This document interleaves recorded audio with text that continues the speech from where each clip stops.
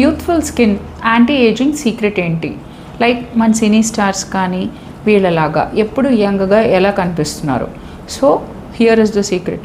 Usually మనకి ఏమవుతుందంటే మనకి ఇప్పుడు ఏజింగ్ అనేది పొల్యూషన్ అవ్వచ్చు, మన డైటరీ చేంజెస్ అవ్వచ్చు, లైఫ్ స్టైల్ హ్యాబిట్స్ అవ్వచ్చు. యూజువలీ ఇదివరకు 40-50 దాటిన తర్వాత ఓల్డ్గా అనేది కనిపించేవాళ్ళు, కానీ ఇప్పుడు మనకి ఎర్లీ 30స్లోనే మనకి ఏజింగ్ అనేది బాగా కనిపించేస్తుంది. వయసు తక్కువ ఉన్నా కూడా వయసుకు మించి కనపడుతున్నారు. So what is the main thing?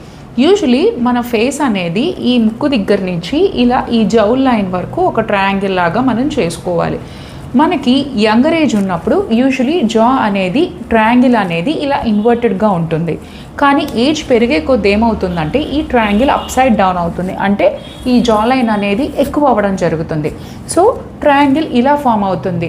ఇది ముఖ్యంగా మనకి చీక్స్ అనేది సాగిపోవడం, అంటే మనకి స్కిన్ లూజ్ అవ్వడం, ఫ్యాట్ అనేది ఇక్కడ డిపాజిట్ అవ్వడం, దీనివల్ల ఏజ్డ్గా కనిపించడం అనేది జరుగుతుంది.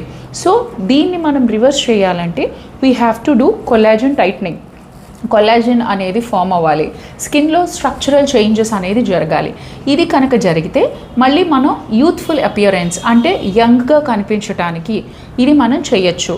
సో దీనికి ట్రీట్మెంట్ ఆప్షన్స్ ఏంటి అనేది రేపు పార్ట్లో అనేది డిస్కస్ చేసుకుందాం.